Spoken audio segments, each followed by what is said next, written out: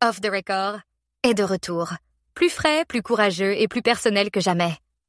Après une pause créative, Dashi et Erae repartent avec la 2e saison et apportent non seulement de nouvelles idées, mais aussi la portion d'humour, de profondeur et d'honnêteté qui a fait leurs preuves. Le nom reste, la bière aussi, car les vraies conversations n'ont pas besoin de scène, seulement d'ouverture, de curiosité et d'une bonne boisson. Avec une moyenne de plus de 700 auditeurs par épisode, le podcast est devenu une véritable voix du changement culturel. Dans la saison 1, il était question de grands thèmes comme la culture de l'erreur, la diversité, la créativité, la collaboration, mais toujours de manière tangible, proche et avec de vraies histoires. Que ce soit la métaphore du yaourt de Charlotte sur la capacité d'adaptation ou le podcast en direct avec des apprenants. Les points forts étaient variés, personnels et souvent surprenants.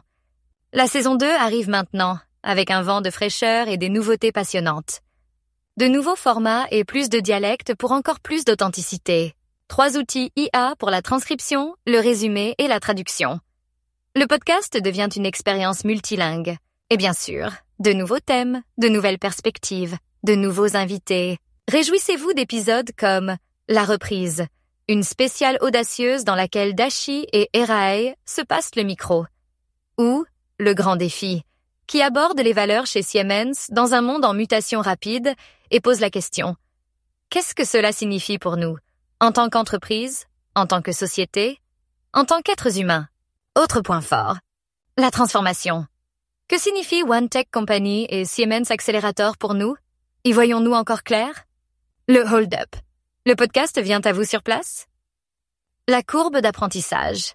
Quand tout va mal, des histoires sur l'échec, l'image de soi et une nouvelle force. Le rituel des boissons qui a fait ses preuves reste lui aussi d'actualité. Les invités apportent leur bière ou leur boisson préférée, histoire comprise. Aujourd'hui, il y a une Efes de Turquie. Le Dashi proposerait Skopsko du nord de la Macédoine, qui a le même goût que l'Efes, c'est-à-dire simplement des vacances. Le goût ne connaît pas de frontières. La fête d'été Siemens 2025. Pour la première fois, il y aura un vrai open air sur un vrai site de festival. Musique, food truck, rencontres et émotions. Les 2 premiers actes, Joya Marlene et Dabou Fantastique, sont déjà connus. Voici maintenant le 3e et dernier acte.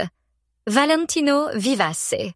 Une conclusion digne et dansante pour une fête de l'été qui marquera l'histoire. Dashi et Erae sont prêts. Vous aussi?